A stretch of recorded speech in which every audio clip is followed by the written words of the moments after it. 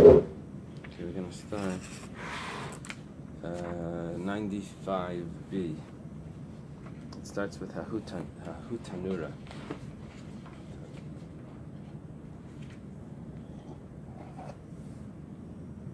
Oh, 95. 95B.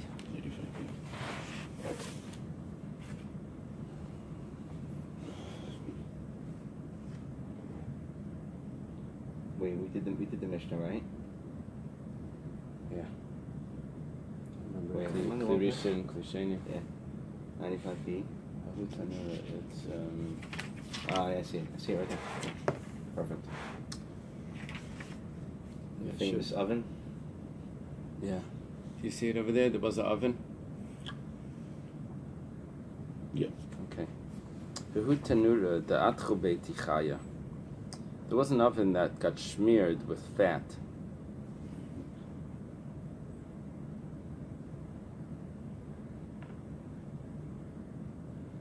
What they would do, they would take fat from the tail of the animal and they would smear it on the oven, and then they would cook bread in the oven.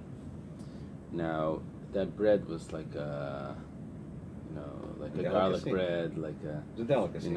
But had a lot of oil. It was like a fried bread because it had all of the fat in it. Asra Rabba Barahila lemechle l'rifta li'olam. Rabba Barahila said, "You're not allowed to eat this bread." That was kosher fat. Va'afilu b'milcha. You can't even eat the bread with plain salt. Why? Dilma asil michla b'kutcha. Maybe you're going to eat the bread with a yogurt dip, because bread goes with all dishes. So you're not allowed to have fleshik bread. Meisvei, they asked the question, In lashon asisa b'cholav. I'm sorry, but is that where we get the halacha from? Yes. Yeah. You're not allowed to use milk in the dough. You're not allowed to knead bread with milk.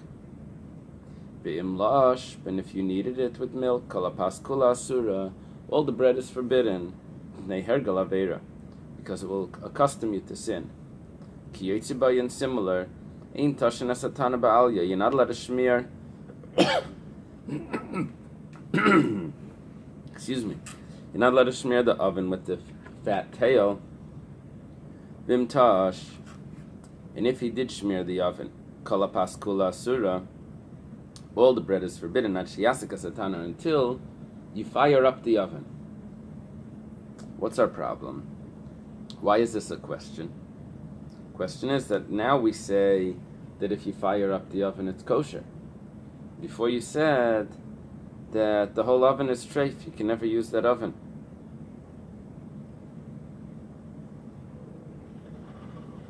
Yeah, but it's like it's almost, here you said you fire it up, right? You fire it up, you But it's like turn you're on the kashering oven and it gets kashered. Over there it says you can't kasher it. Tiyufta de Rabba Barahilai Tiyufta. This is a strong question on Rabba Barahilai. Some people would read it like this: Tiyufta de Rabba Barahilai. Does this mean we've rejected Rabba Barahilai because of the question? Tiyufta, yes, it's rejected. It's slugged up. Amalei Ravina Ravashi. Ravina tells to Ravashi, this is the end of the Amiraim. Now that Rabba Barahilai has been rejected, Amay Amar Rav, so why does Rav say Kederus b'Pesach Yeshaberu, that pots on Pesach need to be broken? In other words, that you can't kasher pots. Amalei. So he responds to him. Ravashi responds to Ravina. You see, once we've said that we rejected Rabba Barahilai, then why don't you just fire it up? Right. Put it in the oven. Right. Why do you need to? Why do you have to break it? Right. So Ravashi responds, Rav mukle lahu lahahi b'shal mateches. Rav says that the brisa that says that you're not allowed to smear an oven with fat, and if you do, the bread is forbidden until you fire up the oven. That's talking about a metal oven, that after you fire it up, you've kashered it. Mm-hmm. However, we're talking about an earthenware oven, where it doesn't help when you fire it up. Mm-hmm. If you want, I can answer another answer. B'tana shel cheres, that we're really dealing with an earthenware oven.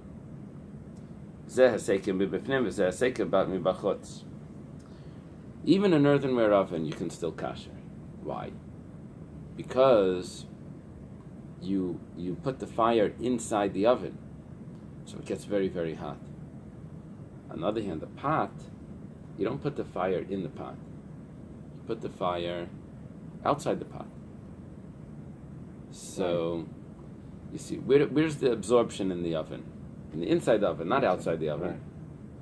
So on the inside of the oven, you put the coals also. So you can heat it up very much. But in a pot, where's the absorption? In the inside of the pot. Where do you put the coals? On the outside of the pot. So that's why the pot you have to break, and the oven you can kasher. Even by an earthenware. That's the second teretz there. The Gemara asks, those oven that now they put the pizza on. They are like earthenware. They're bricks. the bricks. Right. Is that earthenware? Bricks are could be. Clay It's Ferris? earthenware. Yeah, maybe he's right. Yeah. Clay Ferris. So what would be according to this? We would say that because you heat it from inside, you can kasher it. So now the Gemara asks, so why the pots do you have to break? I have a simple solution. So why don't you light it from the inside? Put coals inside the pot. The Gemara says, we're afraid to do that. If we're going to allow you to put coals in the pot to heat it up, we're afraid that you may not heat it up properly because you're afraid that you're going to break them. So if that's the way of heating it up, because that's the way it's done, then you can kasher it. But if it's not the way it's normally done, you usually do not put coals inside the pot. So then we don't allow you to kasher that way because we're afraid that you're not going to put the coals, enough coals, you're not going to heat it up properly. Why are you not going to heat it up properly? You're afraid it's going to break. Because the way it's done, you would do it. But to change the way it's done, that you're messing with it. It may break.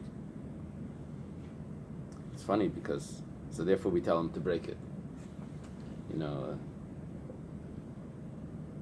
We tell them to break it. Right. We don't tell them to heat it up with coals because it may break. But what we're concerned is that he may not put enough coals in to heat it up in order to salvage it. Okay. So therefore we tell him directly go ahead and break it. Right. Oh, that's interesting. Hilkach. Therefore, hai kuvya. Kuvya is some sort of fry pan. Hesekami bachutzu. It's heated from the outside. Va'aser. And therefore it doesn't get kashered. This is the fry pan that was used to make that bread that has this fat in it. So it absorbs from the outside? It absorbs because it's an open thing. Right. Right, but because it's heated from the outside, but you can't kasher. You have to break it, right? Because it's heated from the outside, so you can't kasher it. Yeah.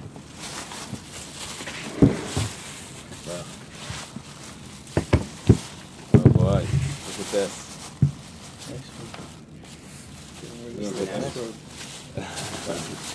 Mm-hmm.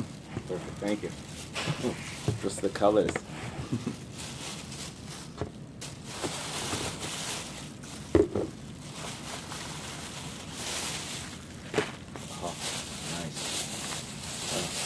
Nice. We're directly on top of Tzadik Vav, which is exactly today's daf. Now the question is, El Kadeir Shel Mikdash Shamai Amar Rachmana Yishaberu. I added those words in, which I probably shouldn't. Rashi and Tosfos don't have it. Rashi does have it here. It says Amar Yishaberu. He take out the words Amar Rachmana. Oh, take out those words? Yeah. Okay.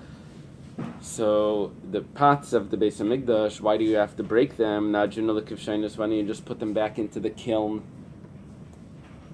into the oven that they use to make earthenware? It's very hot. Gets to 1,500 degrees or something Fahrenheit, and they 1,500. not in your oven. What's hotter than Miami? Yeah. Yeah. 1,500 degrees. Yeah, to harden it. Yeah, they tell the age of pots by the strength, by how hot they were able to get the fires. They certain they can date it by the strength of it. So why do we have to break them? We just learned that an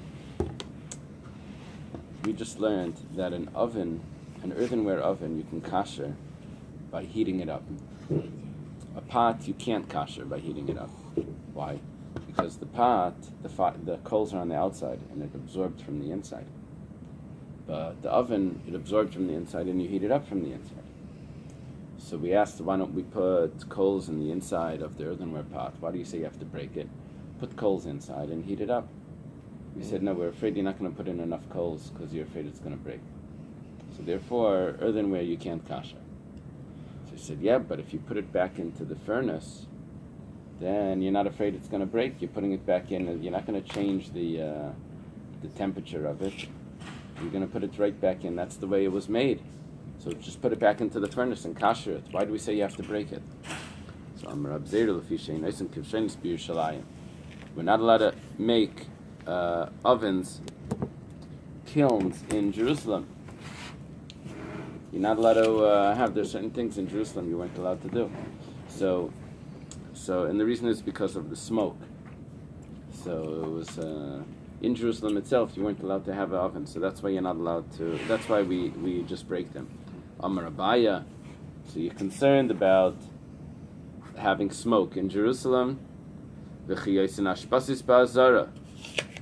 concerned about smoke, but you're not worried about having broken shards all over the courtyard because you have to break all the vessels. So Hadatani Shame, the Kalnabai. Oh, I'm sorry. The one says Ishtamitse Hadatani Shame Bekalbanai. Abaya forgot what was taught by Shammai. It's really Rav Shmaya, what Rav Shmaya taught. It's funny, this Kalbanai, Kalnabai, it says it's the name of an idol. That was the place he was from. Colombo? That's what it looks like. Yeah, what is Colombo? It looks like Colombo. It says Colombo, right? A very good detective. Yeah, that's right. The best. Is that a place that we're familiar with? Even if you change the Colombo. vowels in it? No.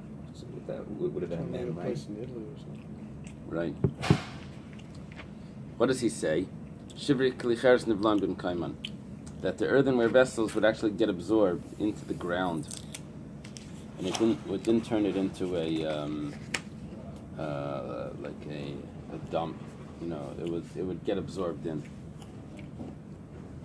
So therefore, a kiln you're not allowed to make, but you are allowed to. But it's not a problem to break these vessels because they get absorbed into the ground. Elohadam Rav Nachman Amar Rabba Avua. Rav Nachman says in the name of Rabba Bar Avua is probably his father-in-law. Tana Shel Mikdash Shel Matechas Haya says that the oven in the Beis Hamikdash was made out of metal.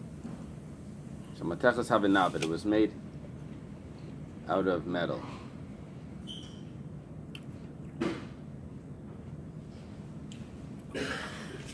No, Shel Matechas Hava was made out of metal. The Gemara asks, Navid Decheres, why do they have to make the oven out of metal? You can make it out of earthenware, and we said that you're allowed to kosher earthenware if it's an actual oven. If it's an oven, you can kosher. Why can you kosher an earthenware oven? Because you heat it from the inside. You heat it from the inside, so that's going to be fully kosher. The seikei mibifnim. It's fired up from the inside. But what's the problem with metal? So it's okay. No, metal is fine. The question is, why does the oven in the Beis Hamikdash need to be metal? Because you want to try to kosher it. You could kosher earthenware as well. It doesn't need to be metal. It says, since we have these two types of breads, the bread of Shavuos, the shtei alechem, and we have the lechem apanim, that were not put into a holy vessel to sanctify it. What sanctified these breads? The oven itself. So therefore, Kedushasim betaner, it's sanctified in the oven. Havali klisharis, klisharis techeres le'avdinon. What? Every sacrifice had something that made it, that brought it up its status to be holy. It was usually a holy vessel. These two breads were not put in a holy vessel. It was what made it sanctified? The oven. So the oven needed to be a holy vessel. And holy vessels aren't made out of earthenware; they're made out of metal. So the oven needed to be metal, not because you couldn't kasher it if it was earthenware. You could kasher if it was earthenware. It needed to be metal because it was a klisharis. It was a temple vessel. The temple vessels couldn't be earthenware. Right.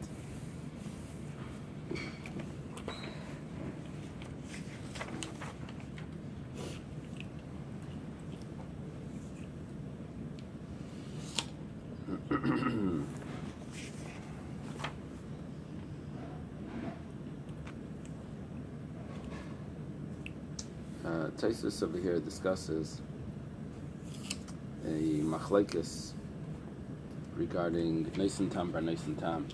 Familiar with that term? Neisan Tam bar Neisan Tam? How something is part of. You familiar with this?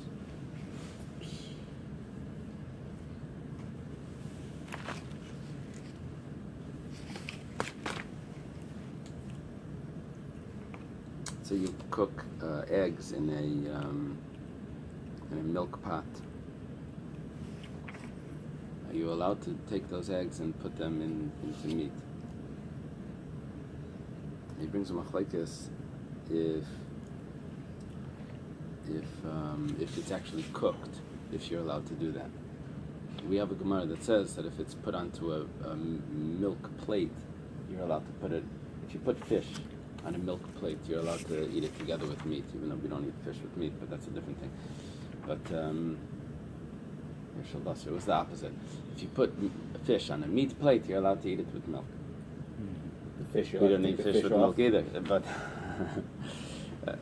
you're allowed to. Yeah, but it doesn't become fleshy just because it was in the plate. Now there's a discussion here in this Taisus. This is like a major source for this discussion. Is let's say it's cooked in a milk pot or it's cooked in a meat pot. Can you then eat it with the other side? So it's a discussion of what Rashi's opinion is. Okay. So we just learned that you're not allowed to, that you don't make vessels, holy vessels, temple vessels out of earthenware. Afilu Rabbi Yossi Rabbi Yehuda, we're on top of 96b, top line. And even Rabbi Yossi Rabbi Yehuda, like Amar Ela de Eitz, even Rabbi Yossi Rabbi Yehuda that says that you can make it out of other things other than metal, he only holds that you can make it out of wood, Aval decheres lai, but you don't make it out of earthenware. He has a verse that he learns it from. The verse is by the menorah. Yeah. How you kasher wood, though? In the same way you could do hagala on wood. We don't. The reason why we're not familiar with that is usually wood is cutting boards, and cutting boards have a problem because they have the scratches in them. Then there may be another problem if it's glazed. How a lot of our wood, if we have wood, we have like a glazed. But I think you can kasher. I think you can kasher it anyway.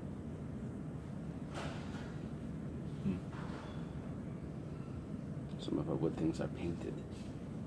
They have a paint on the outside. They have these old wooden things that Stained or something. Right. We don't use wood so much. Right. Salad bowls. Sometimes they have. Yeah, salad bowls. That's a good. Or the tongs that are used. Right. A lot of times they're wooden. The salad.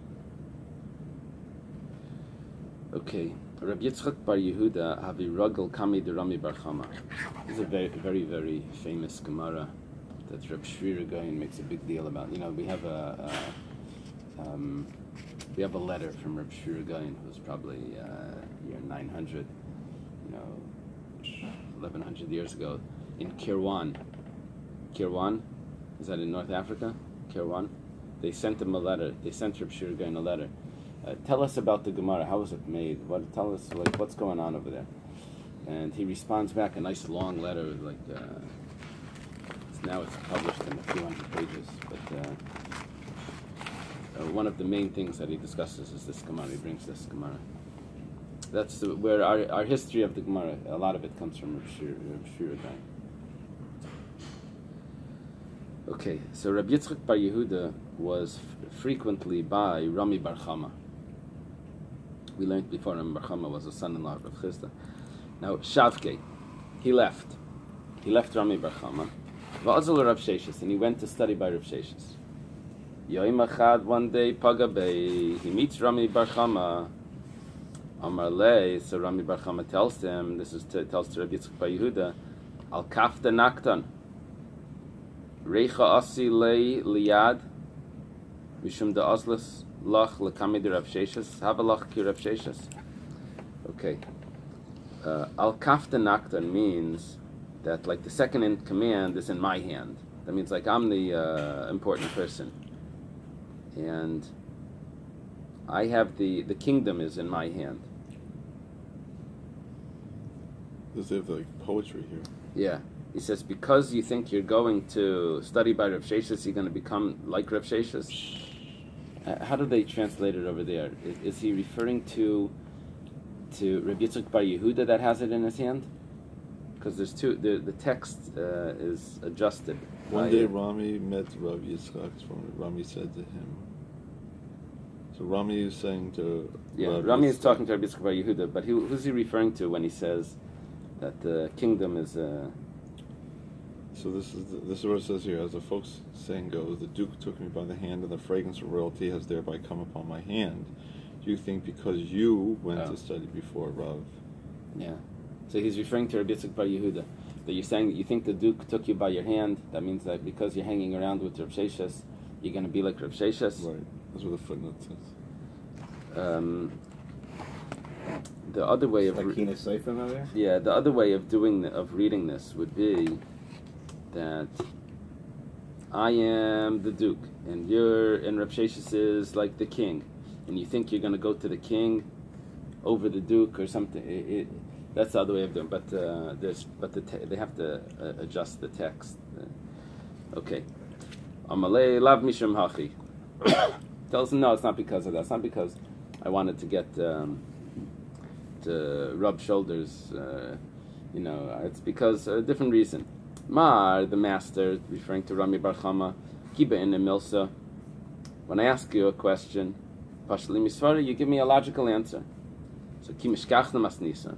But then when I go ahead and I find the brisa, parchala, then I have to reject the answer because I have a brisa that says clearly the opposite. Masnisa is a brisa? Masnisa is a brisa, yeah. Masnisin is a mishnah. Masnisa. So Rav Sheshes, however, kibeina milsamine, when I ask him a question, pashlim masnisa, he answers me originally from a brisa. The chinami mishkachna masnisa, even if I'll find another brisa, uparcha, and it's going to ask a question, masnisa masnisi, so at least I still have a brisa that says like him. So it doesn't get rejected. I have to resolve it. Why is this one say this? Why does this one say that? Or I say it's a machlekes or whatever. But it's better if I study from him because he knows his stuff. And so what he was saying, what Reb Shira Gaon was bringing out, and what the Gemara seems to bring out, is that it's better to learn a lot, to know a lot, to memorize, so that you'll have whatever the information is. Otherwise, if you just start thinking logic, you may not even have the footing to. The whole thing may be mistaken. At least like this, even if you don't understand how to apply it 100%, but at least what you have is exact, is accurate. That's what when Reb Shira Gaon says a story, that's what it is. So Rami Bar Chama says back, "Bar minei milsa, the ifshet lach ki masnisa. Test me out, ask me something, and I'll answer you the way that a brisa would say as well." So Boimine, he asked him a question, and this is where it comes into our Gemara. Bishul b'miktzas keli ton merikush difa ayin ton. We learned that if blood from a chatas spritzes onto clothing, you don't have to wash the whole clothing. You only have to wash that spot. You spot clean it. What about if you cook in a pot, but you don't use the whole pot? You only use the bottom of the pot to cook. Do you have to clean the bottom of the pot, or do you have to clean the whole pot? That's his question. Amalei, so Rami Bar Chama says back, Ein ton. You don't need to clean the whole pot. Midi dahavi azah. Exactly like by when it spritzes on the clothing. Just like by the clothing, you only have to do partial cleaning, a spot cleaning. Here also, you only have to clean that part of the pot. So, Rab Yitzchak Bar Yehuda responds back, V'halei tani hachi, but it doesn't say so in the Brisa.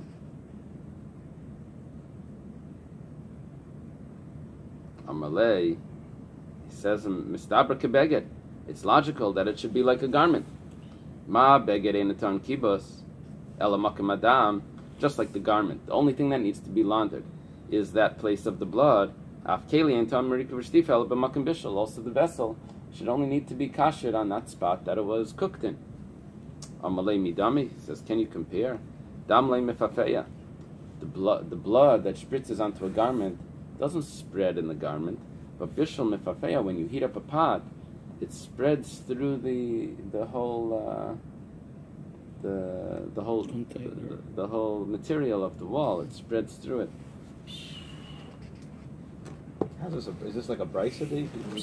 He's telling him logical. V'oi Tanya, and it was also taught in a brisa. That was the first thing. It was like V'oi Tanya, and also there's a brisa. Just before we do the brisa. Today it's hard for us to understand because our pots are stainless steel and it's probably very little absorption. And we followed the laws of the pots, even though it's stainless steel. But in the olden days, the metal was much more absorbing, and it was much easier to understand this. So, but nevertheless, my mother says that on Pesach, the reason why the food tastes so good is because you haven't used the pots for so long. See, it's like you have the flavor in it. See, like those cast iron pans, that are so like they look like they absorb. Yeah. So also, you can imagine this. If you would take, let's say, black pepper, let's say, and you put it in a pot of water and boil it up. You spill it out. You wipe it clean or whatever.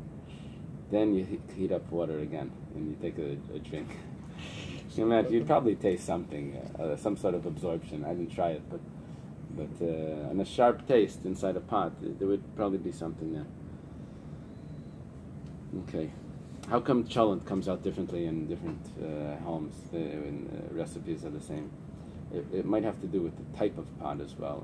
It has to do with what they used the pot for before. Right? Type of pot, different types of pot. Yeah, we have two cholent pots, so it tastes different if you cook one or the other. Oh, really? Yeah. You have to bring it for a taste test. No, they say don't use the white one, use the other one. Try this. Wow. Like the other one better. We still have to confirm. You have to make two transfers. What about the kishka? Okay. Tanya was also taught in a brisa. Chaymer bazam imeriku shtifa. There's a chumrah.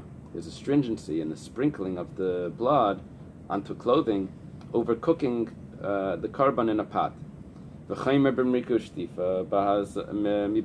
there's also a stringency of the cooking in the pot that needs to be purged over when it spritzes on a garment that needs to be laundered. What's the stringency in the sprinkling of the blood?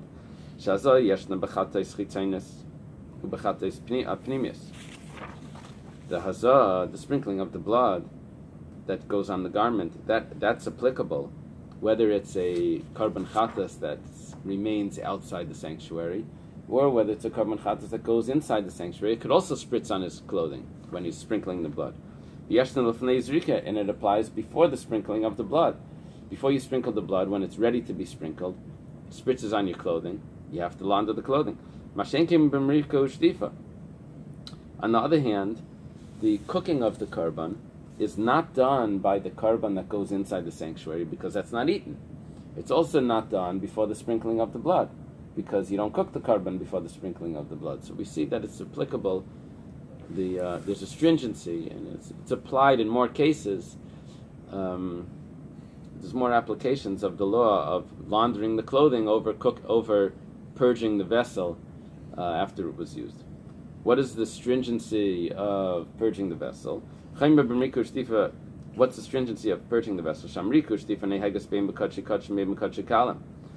Because the purging of the vessel applies whether it was a karban that was kodesh kadashim or whether it was a karban that was kodesh kalam, secondary holiness. Whatever degree of holiness, you still have to clean the vessel. Bishul b'miktas keli, and this is their point. Let's say you cook in part of the vessel. Ton mirikush tifa kala keli. You have to purge the entire vessel. Mashenkim baza. This is different by the sprinkling of the blood. So Rabbi Yitzchak Bar Yehuda responds back to Rami Bar Chama that now you know why I left you and why I went to study by Rav Sheshes, because you gave me a logical answer, but it was not correct, because the Brisa says different. Amalei Tanya Tanya. He says, okay, if there's a Brisa, there's a Brisa. The time of my, what's the reason for the Brisa? Amakra, the pasuk says, if it was cooked in a copper vessel, afil b'miktas keli, even if it's in part of the vessel, you still have to purge the whole vessel. So he's admitting it. Is that what he's saying? Yeah. He's quoting another. No, I don't know who's quoting it. It doesn't say. The Gemara is concluding why it's so. Okay. Whether it's the Holy of Holies, etc. Taner Rabbanan, the rabbis taught chatas, ainly ala chatas. What type of vessel needs to be? What usage of the vessel would need to be purged? Would need to be cleaned out. So it says that it was used for a chatas. Speak to Aaron and his son, saying, "This is the law of the chatas, and the place that the chatas is slaughtered, in the place that the oil is slaughtered, so the chatas is slaughtered in front of Hashem. It is holy of holies." And it goes on and says that a vessel that was cooked, if it was a copper vessel, it needs to be cleansed. Saying li chatas, I only know this law by a chatas. Kol hakadshim minayin. How do you know that this law applies to all other sacrifices that are cooked in a vessel that you have to purge the vessel? It says kodesh kadashim. That teaches me that all sacrifices as well. Now,